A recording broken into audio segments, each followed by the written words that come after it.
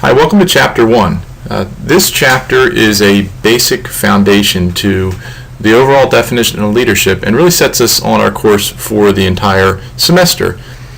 If you look up leadership within any dictionary, online, through Wikipedia, Google, whatever, there's just an amazing number of ways to look at this term, this principle, this philosophy, if you will.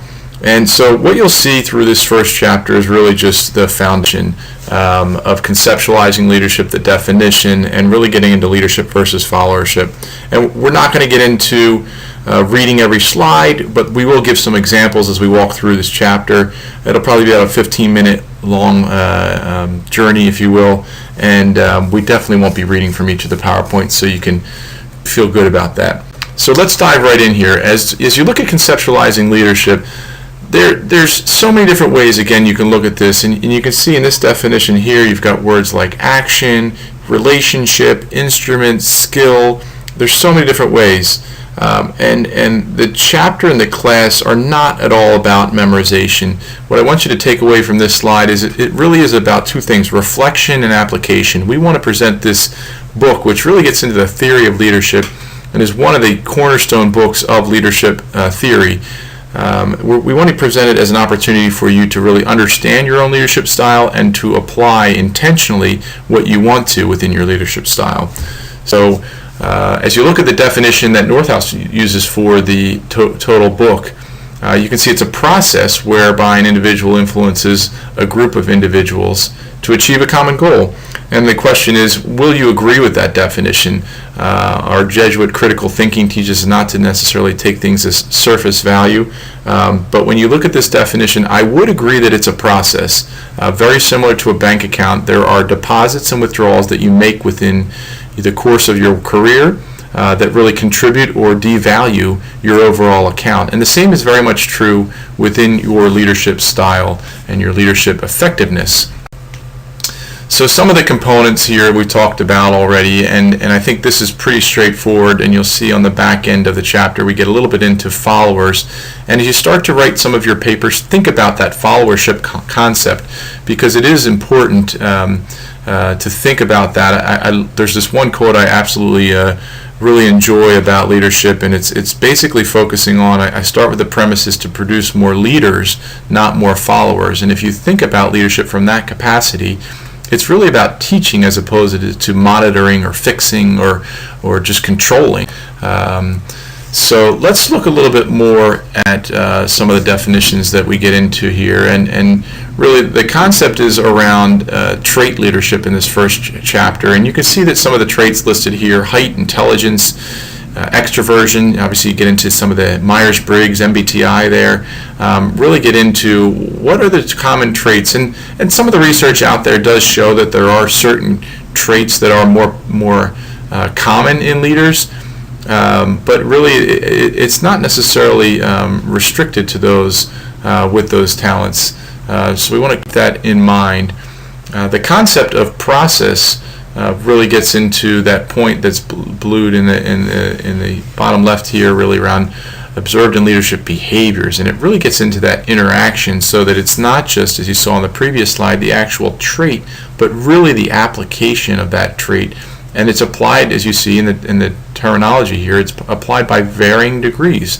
So we all have many of these traits, but how we use them and how often we use them, and do we use them with all levels of people, so to speak, our peers, our direct reports, our managers, do we use them all to the same effectiveness? I find that when I do a lot of 360 leadership evaluations where people take surveys and they ask people that report to them and the people they work for and their peers, one of the things that's most interesting about those reports is that oftentimes people are skilled at the leadership competency, but they're not always practically applying it to all the audiences equally. So one of the great things that comes out of these 360 tools is a greater awareness of how they use that trait, how they use that skill with some but not all. One of the more interesting points within this chapter that you should think about as you write your papers is really getting into assigned versus emergent leadership. And you can see this come through in these definitions here. Emergent comes through over time and is that natural leader potentially that may not be presented with that positional power that you see on the left-hand side of the slide here. But really it's that person that others gravitate towards. And as you think about your work environment, you may be able to think of people that are just natural leaders. They may not have the department head title, but people follow their lead in terms of how they respond to change, how they respond to momentum, and different things along that line. Now, this is one of my favorite slides within the chapter, and probably should worth taking a couple of minutes to think about. When you think about power and where power comes from, first off, take into consideration a quote that I actually learned in high school, quoting Lord Acton: "Power corrupts, and absolute power corrupts absolutely." I'll say that again: power corrupts, and absolute power corrupts absolutely. The power in itself is a great thing to have, but how much you exercise that and how much you depend upon that, it really gets into that, as you see in the bottom left, that relational concern for both leaders and followers. And you can see that French and Raven on the right here have 5 different aspects or bases of social power that we can get into on these next couple of slides. The first one is referent, and really, again, as you see here, it's that likability, and that's very important. It seems very Pollyanna, if you will, but really it is important, and more you see people wanting to work for people they like and making career decisions based on that. Expert power gets into the thought leader, where legitimate power gets into what I referenced before, the positional power. So you might have the title or the corner office, and you could see some people might have all 3 of these, and these are only 3 of the 5, but some people might only lean on 1 or 2, with the other 2 being reward power, derived from the capacity to provide rewards. Think about that. If someone's directly tied to incentives, whether they be compensation or visibility, or other types of rewards, that is definitely something that could be attractive to someone becoming a follower of that person, because they feel like there's a what we call a WIFM, a what's in it for me aspect. And then the last piece is coercive power and the power of fear. So I think that's something that we all think about, and even some of the worst leaders that we know from history really have been great in terms of the concept of leadership. Just been the ends have really not justified the means. They just were really just morally offensive people, and you can see that the positional power and the personal power breaks out here with the 3 different on positional power, and then the personal power gets into either your likability or that thought leader aspect. So again, things to think about as you kind of assess what your own leadership strengths and development areas are. One of the assignments that you're going to be asked to do is to think about what you want to accomplish by the end of these 15 weeks. And this is a great way to think about that, because you may say, you know what, I'm not known as an expert in anything at work, but I am liked. Or you might have the opposite. And so it's first, as we talked about, it's first reflecting on that and increasing your self-awareness. And then the second most important thing with this course is really to get into the application, and how are you going to try to do something different that either increases referent or increases expert, or any of the 3 listed within positional power as well. So we talked a little bit about this slide in the coercive side, and you can see some of the names listed up there. And obviously, from a leadership perspective, they had hundreds of followers, if not more. But obviously, from a moral perspective, there just really was not an opportunity to embrace these leaders. It was just wrong what many of them were doing, and you can think of others, both mainstream and not so popular, that use this type of approach to leadership, and it's just not something that, especially in today's day and age, post 9/11, post Enron, where ethics and values and relationships and work environment become much more important. I think the tolerance for this, whereas 1 or 2 generations ago, coming out of the wars, where there was just a labor force that was much more loyal and maybe followed a bit of the command and control of the military. After the 70s came about, and there was really an anti-institutional approach, and the 80s and the growth that we saw in capitalism in the 80s and the 90s, people felt freedom to just kind of go off on their own and not really have to tolerate something along this line. And even if you think about labor relations and unions within both the United States and across the globe, it's really something to think about in terms of how unions have been shaped by this coercion and where they came about to strengthen labor forces that may not have been living in a healthy work environment. So as we wrap up this chapter, there's two really significant slides here, and I want to take a moment on each.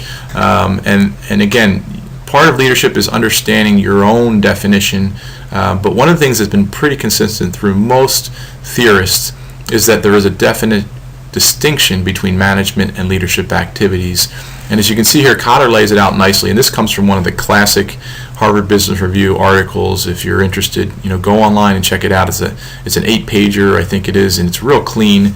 But it gets into managing what you produces an order and consistency, and produces change and movement for the leadership side. And you think about it, people that you've worked for that were, again, budgeting and finance people fall into this very well in terms of the management activities. The here and now is really much more focused on the management activities. The this week, what's going to be focused on in the reports at the end of the month, and it's really about execution engines. Whereas the leadership activities are really about influencing that change. And growing the organization or the team or the individuals to be something new and different. And so you can see that at the bottom, most activities of management and leadership are played out differently, but both are essential. And we look at it very much as the yin and the yang.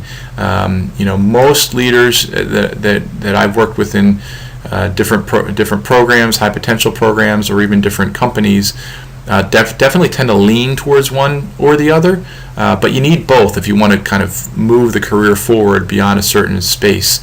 And so we oftentimes, I've always worked off of in my classes that management really is all about getting work done through others, whereas leadership really influences those others to do something new and different. You can see that's that movement piece. All right, so last slide, the leadership and management from another HBR classic, Zalek, and you can see that managers here are really getting into reactive and prefer to work with people on problem solving, low emotional involvement. Part of that you can probably see in your work environment. The theory here is also that leaders are more about shaping ideas over responding to them and acting. And again, even in this definition, more so than in Cotter's, you can see that you really couldn't just be one of the two and be effective. You couldn't just have the ideas and the ability to act on expansion without that ability to react to the current state.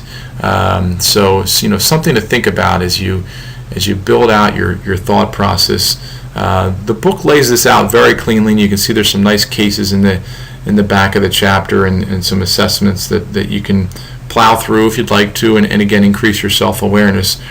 But as you go into your first couple of papers, definitely think about two things. One is those 5 bases of social power, and the other one here is really calling out the definition between management and leadership. I really want to see you draw them out in terms of what you're looking to focus on in your growth through this program, and how you look to further understand leadership.